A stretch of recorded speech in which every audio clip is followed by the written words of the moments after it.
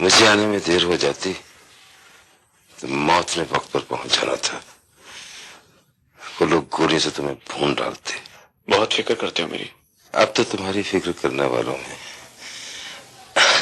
कुंवर सुरखाब अहमद का नाम भी आता है। मीरू, कुंवर सुरखाब अहमद डरता है मुझसे।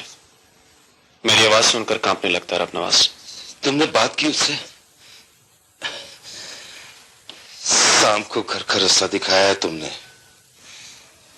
मैंने 9 बरस इसी शहर में जलावतनियों की जिंदगी गुजारी है मीरू, सिर्फ इसलिए कि सांप लकीर फांद कर तुम्हें डस न ले।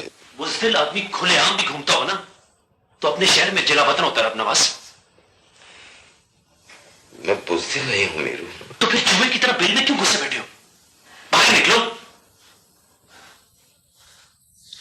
तुम्हारे पास ऐसी गोली क्यों नहीं है जो कम से कम कुंवर सुरखाब अहमद के कंधे पर जा लगे? एक गोली है मेरे पास, और एक ऐसी गोली भी है जो मेरे हाथों से मेरी जमीन पर जा लगती है।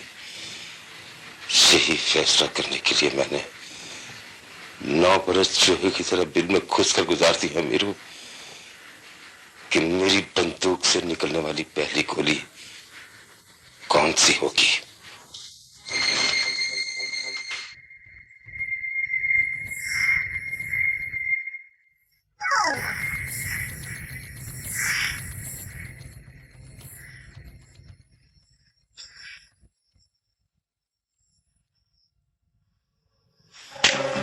शक्ल देखो अपनी, लगता है जिसको देखोगे मार डालोगे।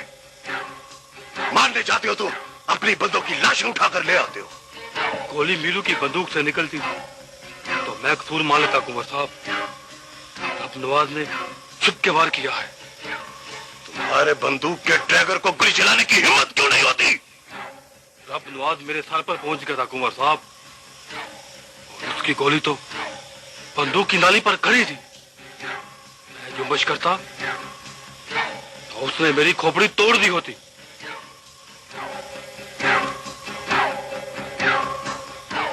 मौत के खेल में मौत से डरने वाला खिलाड़ी नहीं होता डांगर। तेरी रिटायरमेंट का टाइम आ गया है। मीरू को जिंदगी उधार दिया है कुंवर साहब। वसूली के लिए सिर्फ एक मौका और दीजिए, एक मौका। तेरी वसूली के लिए अगर 4 बंदों का कर्जा और चढ़ गया तो कुंवर सुरखाब अहमद को असल रकम के लाले पड़ जाएंगे।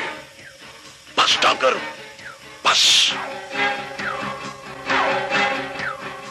किन्ने आम साफरानो अज तक मैं पार लाया। अल्लाह दी कसम एक भी तेरे जया नहीं आया। तेरी हैर होवे शाला दे जा कोई निशानी। वगदी नदी दा पानी इंज जाके मुड़ नहीं आंदा। जाके जीवे जवानी वग।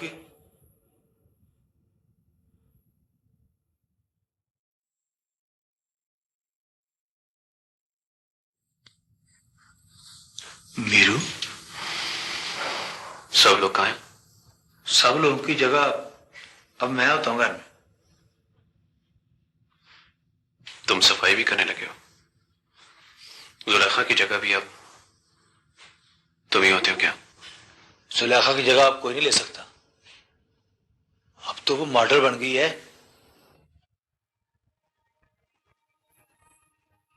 उल्टा उसे देखकर हैरत से मर गया। बको मत।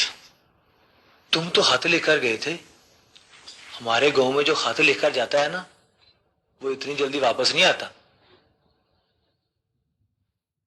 मैं वापस नहीं आया।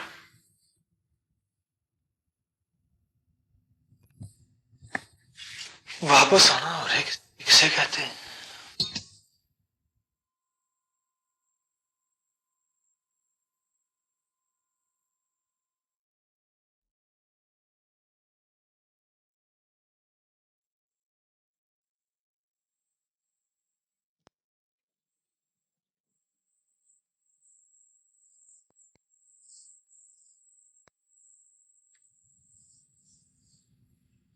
तुम तो बूटे को ढूंढने आई थी, यहां क्या कर रही हो?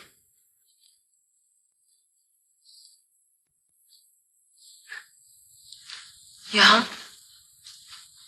मतलब? यहां जहां बूटा नहीं है, बूटे के होते हुए भी बूटा नहीं है। बूटा मेरी दुनिया में कहीं नहीं है मीरू साहब।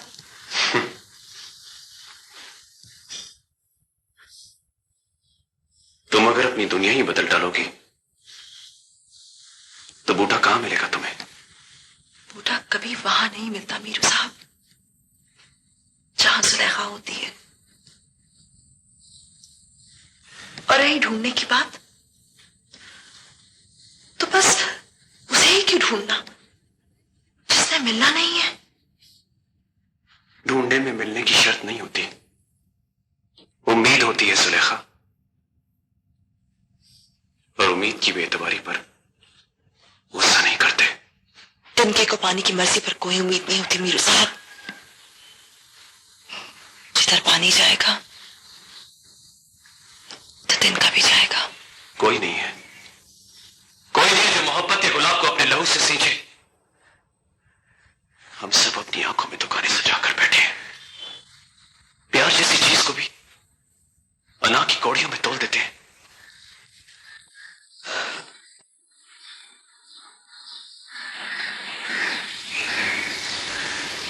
अब प्यार की सारी जिम्मेदारी मैंने तो नहीं उठानी मीरू साहब।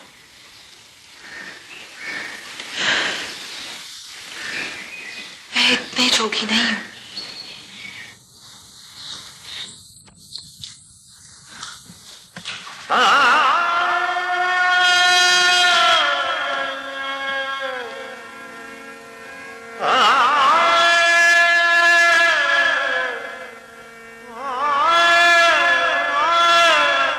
खूबसूरत बालों के लिए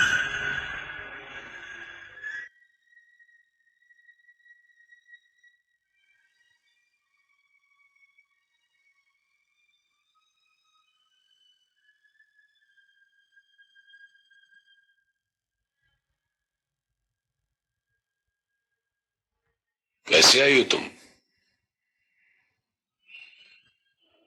अपने मीरू को ढूंढने आई हूं। तुमसे किसने कहा कि वो यहाँ है? मैं उसे तुम्हारे पास छोड़कर गई थी। तुम और मैं बस उसे छोड़ गए थे, और ये किसी के पास छोड़ने का बहाना हमें सेब नहीं देता। कहाँ है वो? बैठो। मुझे बताओ कहाँ है वो? मैं 2 साल पहले वापस लौट आया था और 2 सालों में उसे ढूंढ रहा हूं। तुम कब आई हो? मैं कल ही यहाँ पहुंची। फिर इतनी जल्दी क्या है? पहले 2 साल इंतजार तो करो, कहीं ना कहीं मिल जाएगा। तुम्हें पता नहीं है वो कहाँ रहता है? मुझे बस इतनी खबर है कि वो मुझसे दूर रहता है। अब तो बड़ा हो गया होगा। माँ बाप जिसे बचपन नहीं देते ना, कभी बड़ा नहीं होता। हमसे बड़ी भूल हो गई फरमान अली। ये बातें खुदा से कहने की हैं। उसे कुछ भी कहो वो सुनता है, मीरू नहीं सुनता। तुम मिले हो कभी उससे? कई बार मिला हूं, लेकिन वो कभी मुझसे नहीं मिला। माफी मांग ली होती उससे? माफी मांगने के लिए क्या करना पड़ता है? हाथ जोड़ते हैं, पांव पड़ते हैं, गिड़गिड़ा के माफी मांगते हैं। मीरू कुछ नहीं सुनता। हमने बहुत देर कर दी सारा। मां को देखकर भी आंखें फेर लेगा। ये आंखें फेरने वाली बात कभी उसके सामने मत करना। यही बात तो उसने तुमसे करनी है। मुझे सूरत तो दिखा दो उसकी। फिर कभी आओगी तो उसकी तस्वीर लेकर रख लूंगा। तस्वीर? तस्वीर क्यों फरमान अली? जितना हमारा हक बनता है बस उतनी ही बात करनी चाहिए हमें सारा।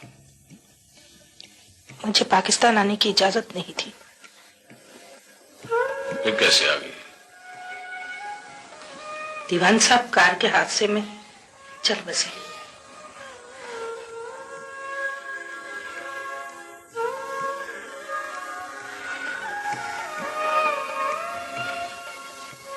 बच्चे कितने हैं तुम्हारे?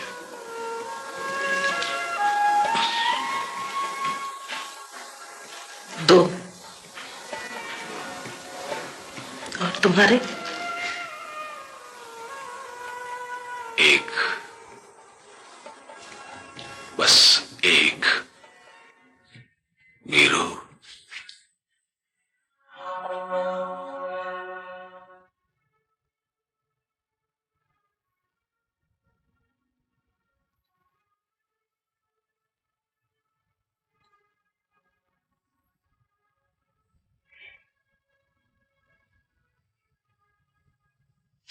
मीरू?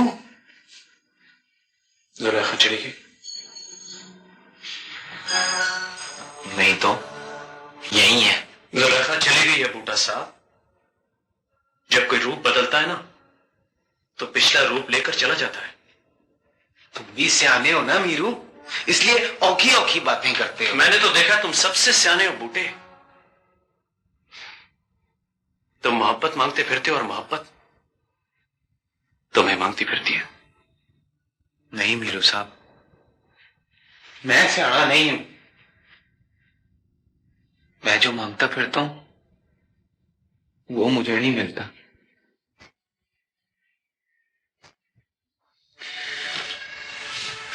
देने वाले को मांगने वाले की खबर है, न मांगने वाले को देने वाले की खबर। दोनों एक ही रास्ते पर चलते और एक दूसरे की तरफ देखते नहीं। किसकी बात कर रहे हो मीरू साहब? जुलेखा की। एक और जुलेखा जो अपने यूसुफ को ढूंढती फिरती है। यूसुफ नहीं मीरू साहब, फानी। फानी साहब को ढूंढती फिरती है वो। या उसे ढूंढना नहीं आता या तुम्हें मांगना नहीं आता।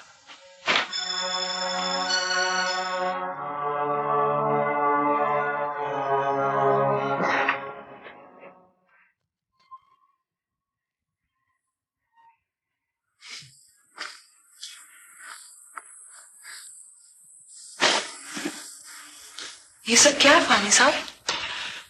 तुम्हारा घर। अब तुम यहां रहोगी। पर क्यों?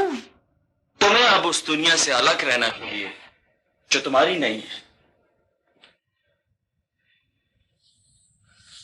मुझे जमीन पर रहने दे फानी साहब।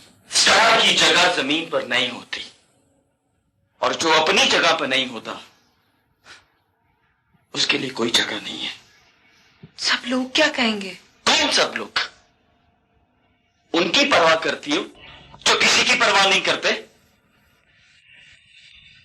पर मैं अकेली कैसे रहूंगी? अकेली नहीं रहोगी तुम। एक नौकरानी होगी, एक खानसामा होगा, और तुम्हारे साथ तुम्हारा अपना ड्राइवर होगा। ड्राइवर? सुबह तुम्हें नई गाड़ी मिल जाएगी, तुम्हारी अपनी गाड़ी। मैं पागल हो जाऊंगी फानी साहब। मैं यही चाहता हूं कि तुम पागल हो जाओ, क्योंकि यहां नॉर्मल आदमी की तरह रहना बड़ा मुश्किल काम है। आपको तो पता है फानी साहब, मैं टोबा टेक सिंह के एक गांव की रहने वाली हूं। एक छोटे से कच्चे मकान के सिवा कुछ नहीं देखा मैंने। मेरा अब्बा कुबा लोहार जिंदगी भर मेहनत की कौड़ियों से उस मकान के मत्थे की लिपाई करता रहा। जब वो मर गया तो मुझे उस घर की पनाह से भी निकलना पड़ा। मुझसे बेहतर कौन जानेगा कि घर क्या होता है। मुझसे ज्यादा भी कोई नहीं जानता। मैं जोया के लिए अपना सब कुछ छोड़कर जोरा खातून के घर आ गया था, लेकिन मेरे पास ना घर है ना जोया। आप जोया जी को भूल नहीं सकते? तुम बूटे को भूल सकती हो?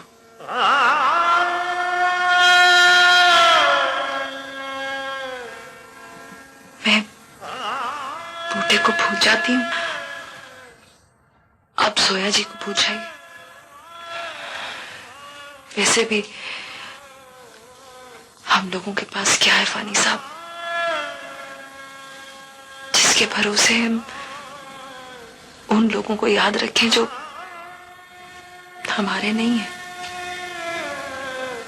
तुम बूटे को भूल जाओगी? मैं तो बूटे को भूल भी चुकी हूँ।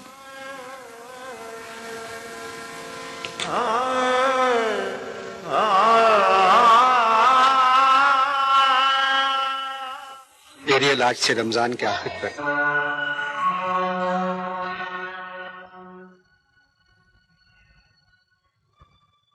बूटे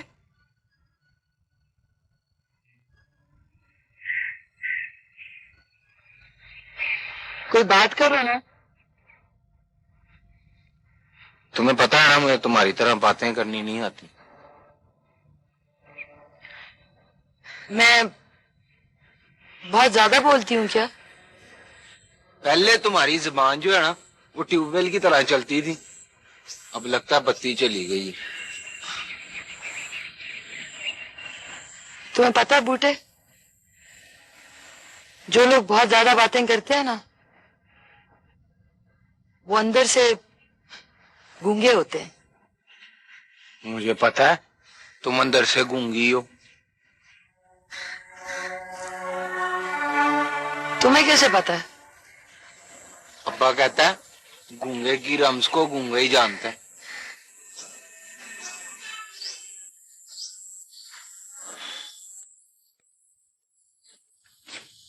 फानी कहाँ है? लोकेशन पर नए शूट की तैयारी कर रहा है।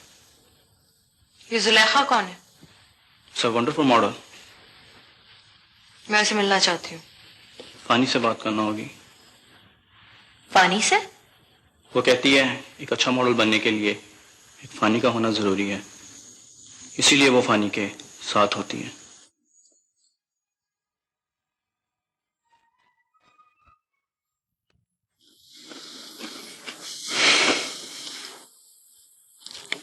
कोई बात करो ना। वैसे बहुत से लोगों पे ये खबर बिजली बन के गिरेगी कि हम दोनों शादी कर रहे हैं। किन लोगों पर?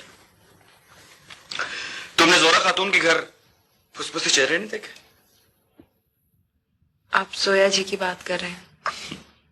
जोया, बूटा एंड कंपनी। जोया जी तो चली जाएंगी। खैर, अब कुछ जल्दी चले जाएगी। बूढ़े को भी दुख होगा। होना तो चाहिए। नहीं, बूढ़े को दुख नहीं होगा। खैर, मैं उसे तुमसे ज्यादा जानता हूं। उसे एतवार को पता चलता है कि हफ्ते को उसे किस बात पर दुख हुआ था। एक बात पूछूं फानी साहब? पूछो। बूटा तो मेहरू के लिए लाहौर आया था ना, उसके पास उसकी तस्वीर भी थी, उसने उसे खत भी लिखा था। खत नहीं लिखा उसने, अर्जी लिखी है। मोहब्बत कहने में तो अर्जी होती है ना फानी साहब? हाँ? क्या हुआ?